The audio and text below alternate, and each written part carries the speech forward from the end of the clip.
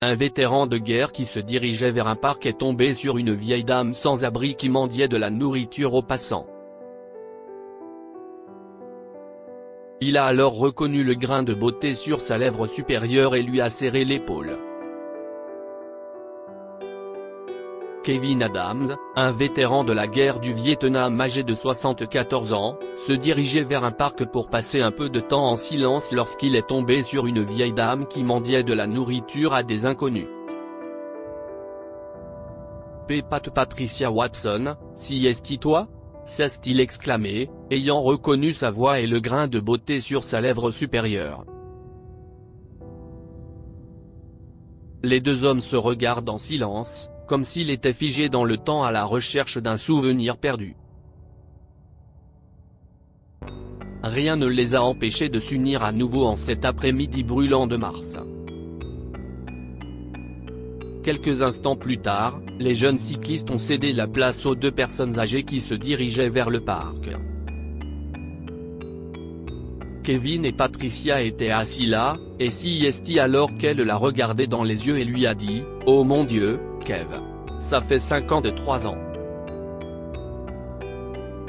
Ils se sont souvenus de la façon dont ils ont été tissés ensemble dans le tissu du destin, dans un voyage qui s'est terminé avant de commencer.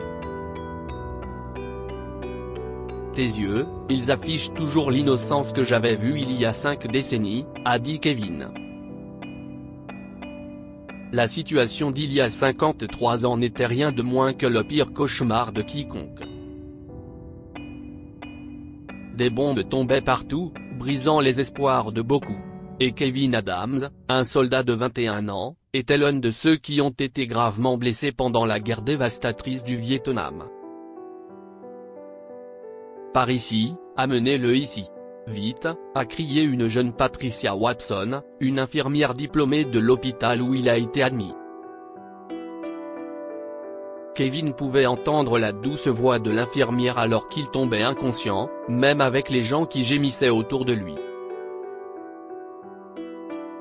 Je ne pense pas qu'il va s'en sortir. Il s'est blessé à la jambe droite et à la colonne vertébrale.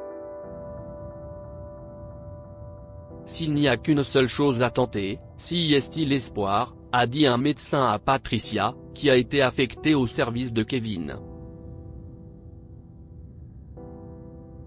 Elle jette un coup d'œil à travers la vitre et voit un Kevin immobile sous assistance respiratoire. Oui, gardons-le dans nos prières, a-t-elle dit en entrant dans la pièce pour le regarder de plus près. Patricia a développé un étrange sentiment de proximité avec Kevin au fil des jours. Elle le connaissait à peine, sauf qu'il était soldat. Elle se rendait dans son service plus tôt que prévu et guettait le moindre progrès dans sa santé. Mais à son grand désarroi, il ne s'est jamais réveillé de son coma. Pendant ce temps, le médecin est venu la voir avec une autre nouvelle choquante. Cela fait 5 mois, et je ne pense pas qu'il s'en sortira, a dit le médecin-chef à Patricia. L'infirmière a regardé Kevin et a dit qu'elle pensait toujours qu'il se réveillerait un jour. Si cela arrive, ce serait un miracle, mademoiselle Patricia, lui a dit douloureusement le médecin. Malheureusement, les 3 autres soldats qui ont été admis avec Monsieur Kevin ici n'ont pas survécu. Pendant un instant, l'infirmière a senti qu'elle devait se rendre d'urgence dans la salle de Kevin et passer un moment en silence avec lui. Là, elle a touché doucement sa main, fermé les yeux et prié pour son prompt rétablissement. Quelques jours plus tard, elle a vu une agitation à l'extérieur du service de Kevin et s'est précipitée pour voir ce que c'était. « Apportez-le, vite !» a crié le médecin alors que Patricia se frayait un chemin parmi le personnel pour jeter un coup d'œil. Elle est bouche bée d'horreur et ne peut plus cacher ses larmes. Ce jour-là, Kevin a eu des crises, ce qui l'a poussé à la limite du coma. Les médecins lui ont dit qu'il avait perdu tout espoir et qu'il ne pouvait qu'attendre un miracle. La salle s'est vidée 5 minutes plus tard et Patricia s'est assise près d'un Kevin immobile. Elle le regarde et lui murmure doucement, « Je souhaite que tu te réveilles bientôt. Tu mérites de vivre. Tu as beaucoup de choses à accomplir. » Pendant les 22 mois suivants, Patricia a travaillé dur jour et nuit à l'hôpital. En dehors de ses visites régulières dans le service de Kevin, elle prend du temps supplémentaire pour s'occuper de lui. Elle a fini par réaliser qu'elle était tombée amoureuse du soldat. Patricia a dû choisir entre ses engagements hors du travail et son service pour Kevin. Elle n'a jamais pris de pause et a fait des heures supplémentaires pour le ramener à la santé. Elle se réveillait souvent de sa sieste la nuit et se précipitait vers le lit de Kevin pour voir s'il respirait encore. Alors que plusieurs pensées anxieuses embrumaient son esprit, Patricia se fiait à ses prières et espérait un miracle. Un jour, elle était occupée à stériliser le petit matériel dans le service de Kevin lorsque le médecin l'a appelée d'urgence. « Patricia, viens ici. Vite. Je ne peux pas croire que cela arrive », a-t-il crié. Patricia laisse tomber le plateau dans sa main et se précipite vers le lit de Kevin. Tout comme les autres personnes autour d'elle, elle n'arrivait pas à croire que ses prières étaient enfin exaucées.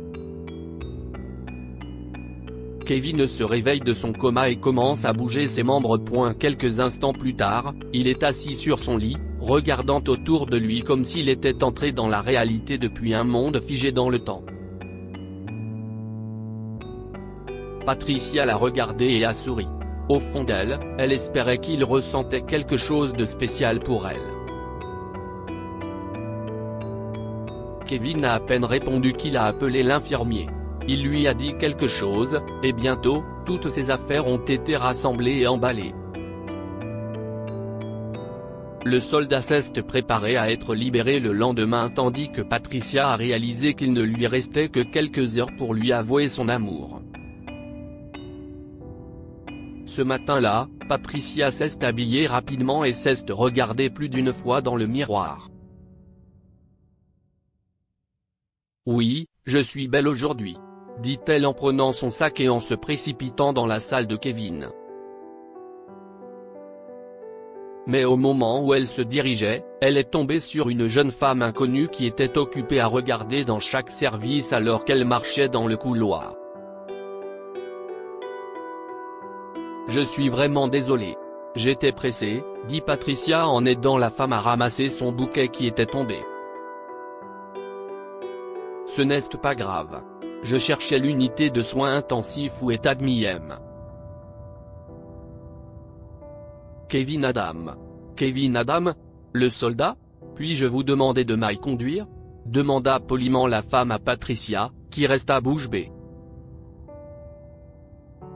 Oui, bien sûr. Par ici, s'il vous plaît, suivez-moi gentiment, dit Patricia en marchant anxieusement vers le service de Kevin.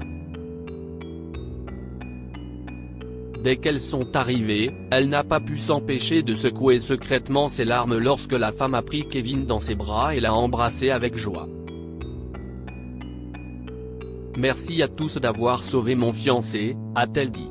Les médecins lui ont dit que c'était tout à fait possible grâce à l'aimable service de Patricia. La femme a regardé l'infirmière et s'est dirigée vers elle les bras ouverts. « Merci beaucoup, mademoiselle Patricia. Je suis Kayla, la fiancée de Kevin », a-t-elle dit en se présentant. Bien que Patricia soit déçue, elle est heureuse de la guérison rapide de Kevin et espère le meilleur pour eux. Elle a vu Kevin sortir de l'hôpital avec Kayla et a su qu'elle ne le reverrait jamais.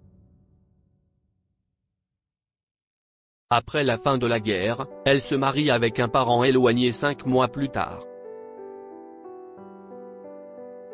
Alors qu'elle essaie d'oublier Kevin et d'avancer dans la vie, le destin a d'autres plans pour elle. Si est arrivé tout d'un coup, alors qu'il rentrait chez lui, a raconté Patricia à l'un de ses proches, alors qu'elle tenait sa petite fille Amelia, âgée de 5 ans, près d'elle, lors des funérailles de son mari. Le mari de Patricia était décédé dans un accident.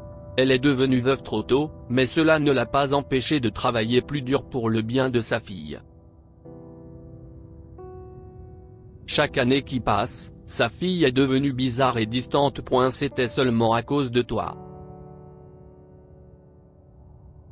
Si tu t'étais plus soucié de papa quand il était à l'hôpital, il aurait pu être encore avec nous, s'emporte Amelia, qui a maintenant une vingtaine d'années, contre sa mère. Dans la foulée, la fille a mis Patricia à la porte de sa maison, affirmant qu'elle était trop toxique pour fréquenter sa famille. Et ne reviens pas si est le moins que tu puisses faire pour moi, a-t-elle dit avec colère à sa mère avant de lui claquer la porte au nez. Comme Patricia était déjà à la retraite, elle n'avait nulle part où aller. Elle avait passé la majeure partie de sa vie au service des autres et ne connaissait pas grand-chose du monde extérieur et des établissements de vie assistée.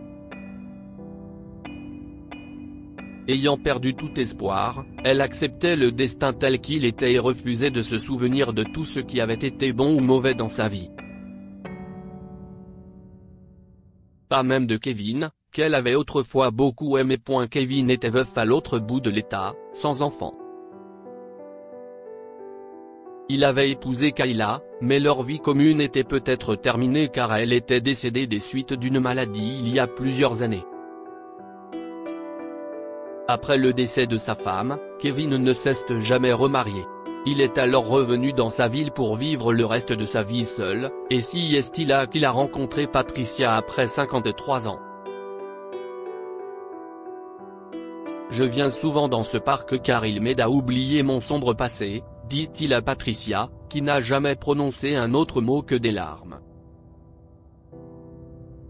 Ces larmes exprimaient ses indicibles agonies, et Kevin s'est empressé de découvrir pourquoi elle était abattue. Les enfants d'aujourd'hui. Je pense qu'il est temps de faire l'expérience de la prise en charge moi-même. Pourquoi ne viendrais-tu pas chez moi?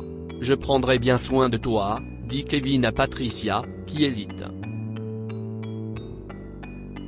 Après mûre réflexion, elle accepte et emménage avec Kevin dans sa petite maison sereine à la campagne.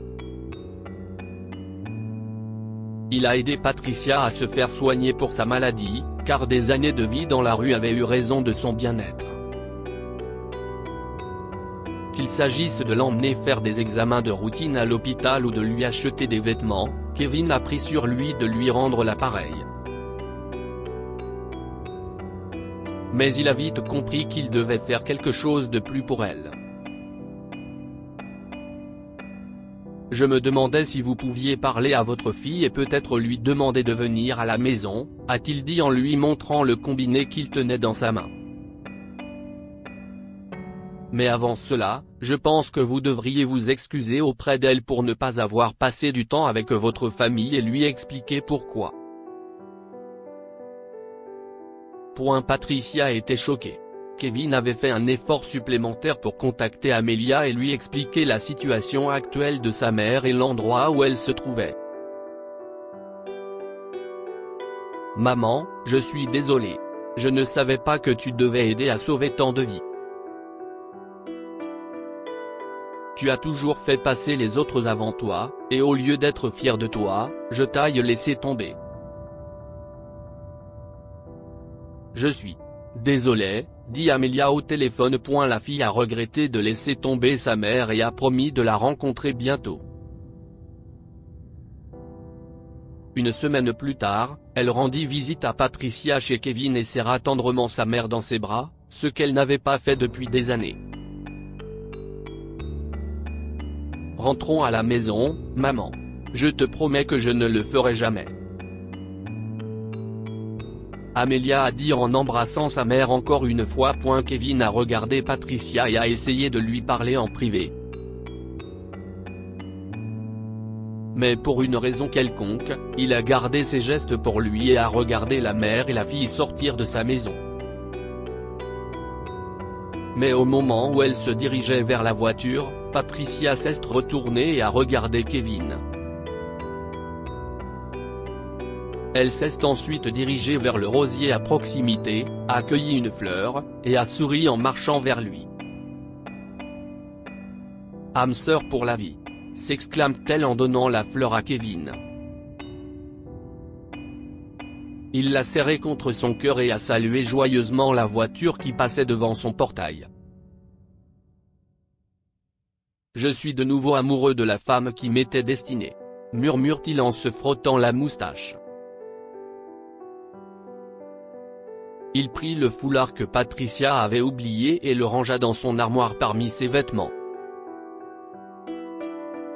À partir de ce jour, Kevin et Patricia sont restés des âmes sœurs et se sont souvent contactés pour partager des histoires et des blagues bizarres. Parfois, ils se retrouvaient dans le parc préféré de Kevin et se regardaient en silence. Que pouvons-nous apprendre de cette histoire? Le fait de porter un jugement peut parfois compliquer les situations. Amelia a condamné sa mère pour ne pas avoir donné la priorité à sa famille, en particulier à son père mourant. Dans le processus, elle a mis Patricia à la porte sans se rendre compte que sa mère essayait d'aider à sauver plusieurs vies. L'altruisme est récompensé. Lorsque Kevin a réalisé que Patricia était sans abri, il a agi rapidement pour l'aider, compte tenu de la façon dont elle l'a aidé à se remettre de ses blessures en lui fournissant des soins et un soutien constant. Partagez cette histoire avec vos amis et votre famille. Elle pourrait les inciter à partager des histoires similaires de motivation et d'inspiration. Lire aussi, abonnez-vous à Amo Mama sur Google News.